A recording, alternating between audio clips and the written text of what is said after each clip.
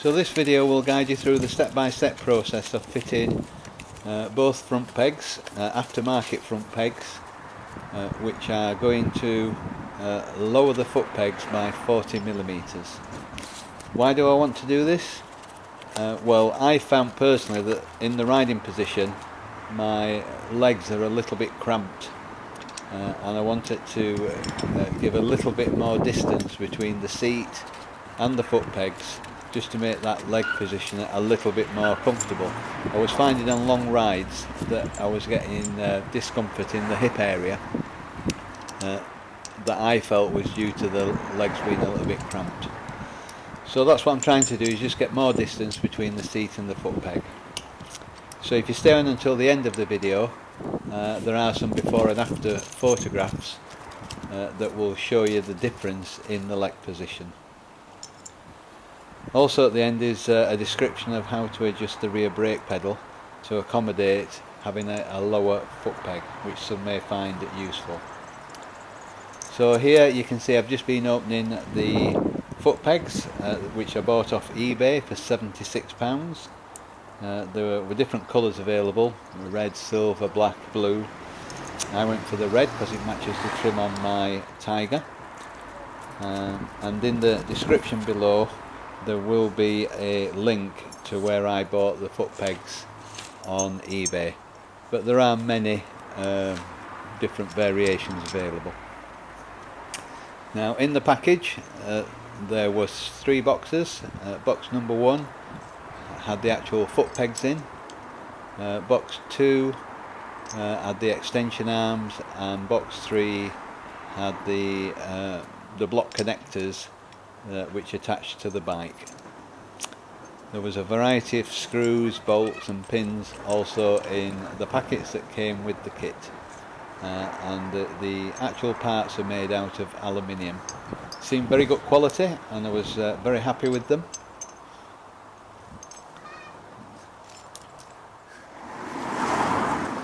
Now I'm just putting the actual foot peg up against the bike here, just to make sure that the top connector, the block that actually connects to the bike itself, is at the right angle to make sure that the foot peg is level.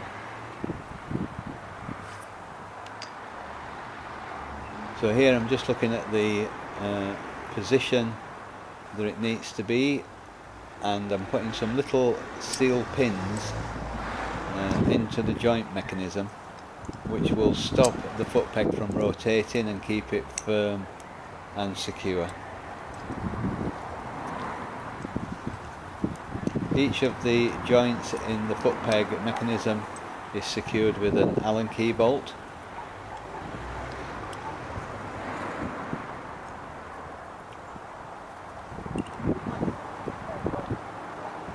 Just making sure that everything there is firm and tight.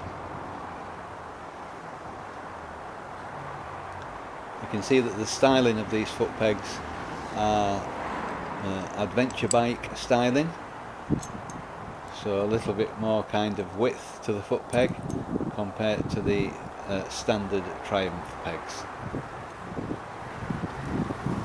But very happy with the look and the feel of them, and I do like the idea of having the red to match the trim of the bike. Just makes it a little bit different for those that like to personalise their bike.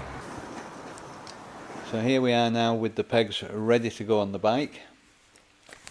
You can see here that I've got an E-clip that I need to take off the spindle. It just prizes off with a flathead screwdriver. I'm using 2 here just to apply pressure at both edges of the E-clip. It's not on too tight, and with a little bit of aligned pressure from the flathead screwdrivers, the E-clip does come off. And then the actual pin itself will just come out easily with a little bit of force. Just be careful of not losing the spring.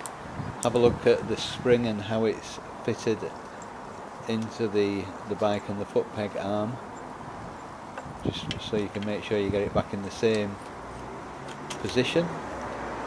In the frame of the bike there is a little pinhole which one end of the spring goes into. So I'm just going to try and see how the gear lever, the shift gear lever feels now. It was actually a lot more comfortable when I took it for a test drive. I didn't have to point my foot downwards as much as normal to get my foot underneath the gear shifter. Also make sure that the foot peg retracts backwards as it should do, making sure that you've got that top component of the foot peg where it connects to the bike the right way around. So here I'm putting the spindle back in with the E-clip on the bottom. Again, just using a flathead screwdriver just to ease it back onto the spindle pin.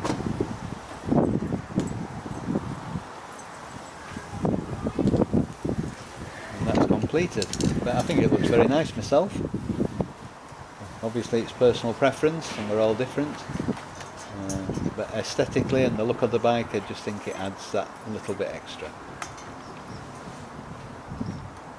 So just trying again that the foot pedal retracts backwards and it's a nice comfortable fit on the gear shifter lever.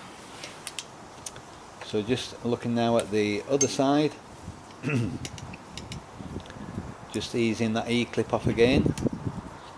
You've got a slightly better view this time of me taking it off with the flathead screwdriver.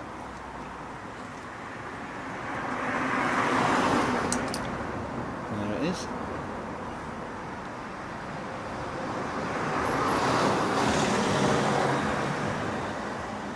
And again just going to ease out the spindle.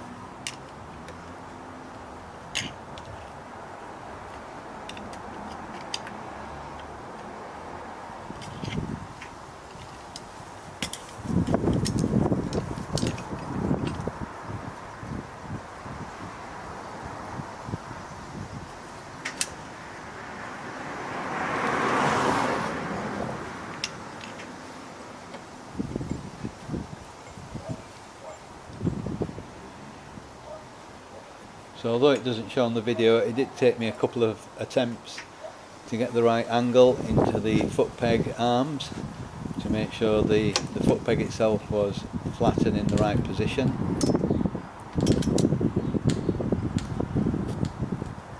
But I did find it quite easy to fit the foot pegs. It took me about 30 minutes in total to put them onto the bike. Took it for a test drive just to make sure that the position of each of the foot pegs felt comfortable. I did have to adjust the rear foot brake pedal as it was too high now with the lowered foot peg. And just towards the end of this video, in a couple of minutes, I'll just show you how I adjusted the rear foot brake pedal. So that's the E-clip going back on now.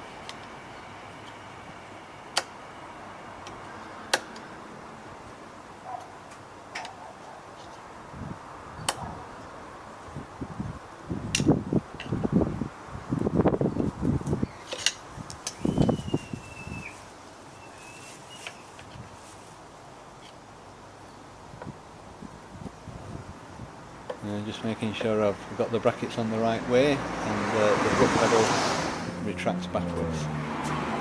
So that's it, completed. Just I'm going to see how it feels with the foot brake and with the foot peg being lowered. You can probably sense there that it is too high, and that's why I had to make the adjustment to lower that rear foot brake pedal. But other than that, everything else felt very comfortable. So this is the rear foot brake adjustment, and what I need it to do is to release one of the retaining nuts, this one here, and I turned it anti-clockwise up the thread and gave myself about 5, 6, 7 millimeters of space between the linkage and that nut. and then this top bolt nut I then turned clockwise, and it screwed itself down into a nut mechanism within that linkage. And by screwing that top bolt head clockwise, it then lowered the rear foot brake pedal. And you can see here I'm just showing that I've got 40mm adjustment on the foot pegs now, and lower. This is the before picture, and I've drawn some lines on the photograph to show you the angle of the leg and how it changes. So I've drawn some lines through the knee and ankle joint, hip joint, and I would guess that that's slightly less than 90 degrees. And you can see this is the after picture, although not exactly the same position, but this is it looks 90 degrees to me, so not a significant change, but certainly a more comfortable position for me. This is on the other side of the bike now. I'll draw the lines on again, and you can see that it's below 90 degrees there. I'm only guessing, but I would think maybe it's 86, 87. And then this is the after picture, and again it looks about 90 degrees to me. So not a significant change, but a more comfortable change. I took it on a test drive for about 150 miles, and whether it's psychological or not, it did seem a little bit better. These are the old foot pegs, and I always had that niggling problem where the rubbers used to always for some reason come out. So now, having changed the pegs, I'll not have that problem anymore. Thanks for watching.